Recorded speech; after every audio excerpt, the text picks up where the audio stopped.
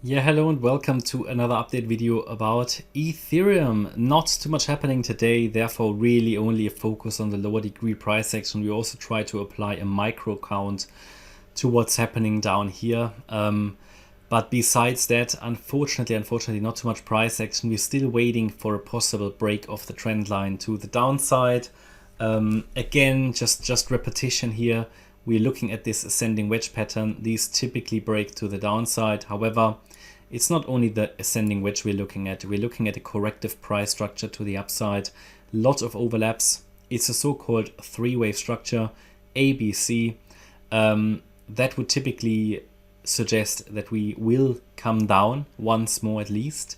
So one more low is at the moment preferred. Also given the context in which we're looking at here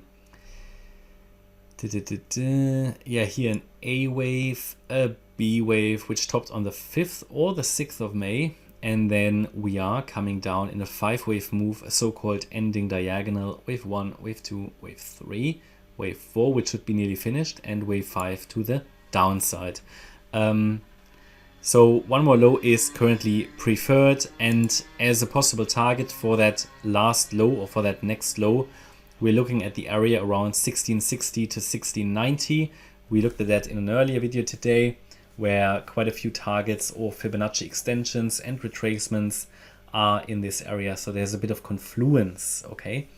Now, again, zooming in here, looking at the 30-minute chart, we can identify that this move, to the, one second, just need to get rid of that. That this move to the upside is basically done, could be done, yeah. Okay, maybe it's not an ABC, maybe it counts better as a WXY.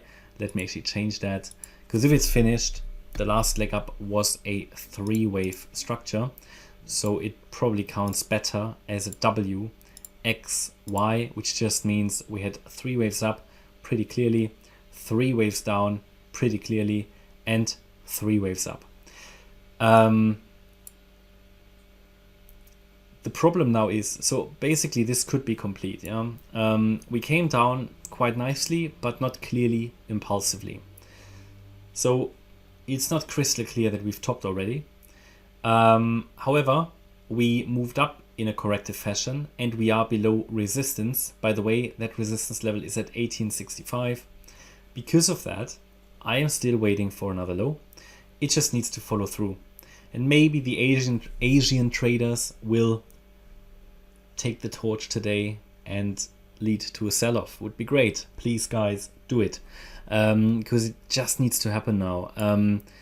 And also, obviously the move down. I mean, you could say this is impulsive, but it's just not clearly impulsive. But best I can tell here, looking at this, would be this as a wave. I think. Yeah, I mean, this possibly here as a wave 1, then a wave 2 up, 3, 4, 5. Then this could be the A wave, right? Off wave 5. So eventually we're looking at something like that. A, B, C in wave 5. And let me change the wave degree of that ABC structure. And this here could just be like the 1-2 setup, yeah, within that A wave. Now again, this is a bit speculative at this stage. Yeah, this could also be the A wave, this could be the B wave, and we get a long C wave, but that would be a bit out of proportion. Therefore, I think what we're looking at here is just the A wave in the making. At some point, we should then get a B and a C, pretty much to what we had here in the 3rd wave. A wave down, B wave up, C wave down. Okay, so that's what we're looking for. If we talk about, okay, this could be a wave 2. Does it have any resistances? So basically, we've now pulled back to the golden ratio and reacted to it. So this could be it, but it just needs to follow through now. Now, if it now pushes above the last high, then it could react to 1837, which is the 78.6 fib level. However, a break above 1837 would suggest that the WXY here within wave 4 hasn't topped yet. So really, that's really all we can talk about here today, because price action is very boring. So there is not much more to discuss. I think we just need to have a bit of patience, need to wait for the follow through. I know it's very boring. However, a wave 4 is very often boring.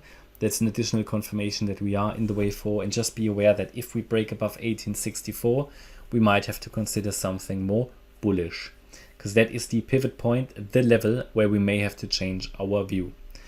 Alright, that's my update about Ethereum. I hope you liked the update. If you did, please hit the like button, leave a comment and subscribe. And if you really like the content, then please check out the channel membership. Thanks a lot for watching. Bye bye.